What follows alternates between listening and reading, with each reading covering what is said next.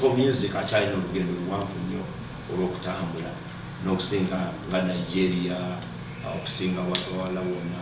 Ate abayimbi kyennyinza okubawa omukisa nti omuti gukula we bagusimba.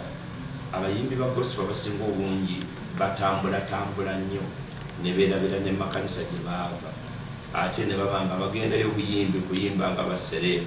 So singa banywerera mu bifo we bali ne baweereza ne bayimba, osanga Katonda ajja kubagulirawo omukisa babeere ne fan base, kubanga abayimbi beetaaga fan base. Tosobola kizibu nnyo omuyimbi wa Uganda okugenda mu ggwanga eddala lyonna n'akuŋŋaanya abantu abawera nga talina fan base, nga takolangayo fan base.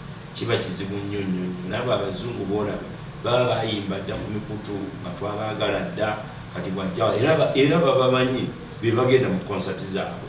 Kakati so nibasaba babeere mu bifo banywererewo, basitulewo fan base. Bw'agenda okukyala awantu fan base eyo ebeera emugoberera. Kati nabali gy'agenze ne bamanya nti teyabitandise jjo. Abayimbi abasinga obungi kyemaze balabako nti ekyo kyekimu kyendaba ku bayimbi ekikyabalemesezza okutumbula gospel music.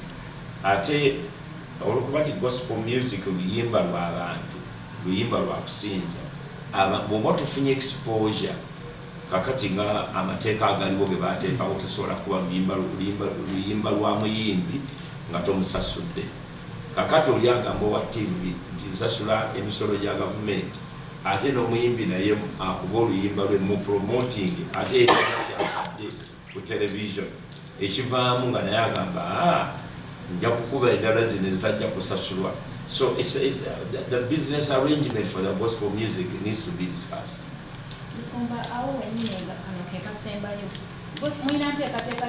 Abayimbi abasinga obungi betumanyiko abayimba gospel abali bataddeko okumerako sente wano, bangi nnyo abaweereddwa omukisa babazze, babadde ku television, ate babadde expose, ate era kyemanyi ne makanisa babayamba, simanyi gye bagenda ne batabayamba.